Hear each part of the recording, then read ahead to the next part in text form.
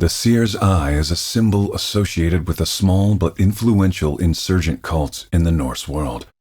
Its first depictions are in caves in Finland, Sweden, and Norway, painted with a reddish-brown paint made of iron oxide and blood, which dates from between 5000 to 2000 BC.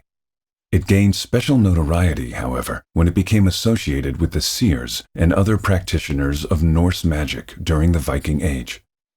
The symbol itself is displayed as a vertical eye shape, rotated 90 degrees from the orientation of the ordinary human eye. The outline of the eye is created by two snakes, or serpent creatures, each consuming the other's tail. This depiction could be Jormungandr, one of the children of the giantess Angrboda and the god Loki. This and the other elements of the design would strongly associate the seer's eye with Loki. Two marks, one on either side of the eye, have had various interpretations, including thorns and even additional pupils, a theory which is sometimes supported by what may be the oldest representation of the seer's eye, which appears as a cluster of three irises crudely depicted in a Norwegian cave dating to 5000 BC. The seer's eye may have remained obscure, but for a sudden resurgence of the symbol starting around the year AD 850, with the emergence of a cult and splinter group of Norse seers and magical practitioners called the Cult of Gerd. Its members would paint themselves with the eye, or even tattoo it on their foreheads or palms, before conducting rituals of divination or clairvoyant magic. This was believed to assist them in seeing the future, through the veil of our world, into a mirror or shadow world, or simply scry into remote areas of the earth. According to stories, the genesis of this cult lies with a probably mythical woman named Gerd, who is said to have traveled through the Nordic world, teaching magic and performing miracles. Gerd is variously described as a hag, a crone, or a giant, but in almost all cases, she is considered one of the Jotun who came from the northern wastes. Many stories recount how she had the seer's eye on the palm of her hand and could use it to see things unseeable and know things unknowable, including the future and what lay at the hearts of men. The ritual magics associated with Gerd could be brutal. One ritual involved the consumption of a heart of a human woman, roasted upon a linden wood fire. Gerd claimed to be the servant of a powerful jarl on an idyllic island to the west, upon which Yggdrasil, the world tree, could be found. As she traveled, she also gave amulets of the seer's eye to her students, so they might identify one another. These were most often made of iron, but some curious specimens of a particular green stone also exist. Scholars of magic and the occult attribute the Nordic magical reawakening at that time to Gerd. The Norse settled Iceland about AD 874 and set eyes upon Greenland 50 years later. Perhaps the impetus for westward exploration had been fueled by the desire to find the mythical Jarl, who was Gerd's master, and Yggdrasil.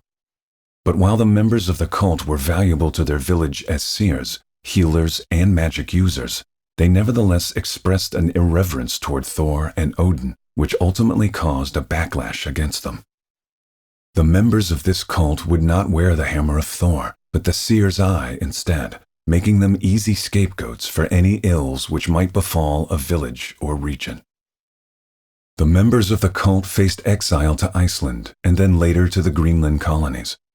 Those who remained in Europe were often slain.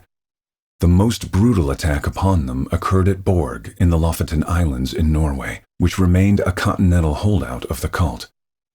In 1058, no less than 50 of its practitioners were burned to death, locked in their long houses. It is the largest mass grave of the cult, and the site from which the largest number of amulets of the seer's eye have been recovered.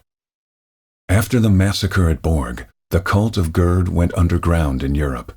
But it surfaced enough in Denmark such that in 1186 it attracted the attention of Absalon, Bishop of Roskilde, who took early action through an episcopal inquisition under the authority of Pope Lucius III's papal bull to abolish malignant heresies. The bishop organized the priests and enlisted the help of rogue demon hunters, who would later become the Association of Witch Hunters that allied with the Inquisition in later years. They took action against the cult of Gerd at Nestved in 1187, breaking the cult in continental Europe.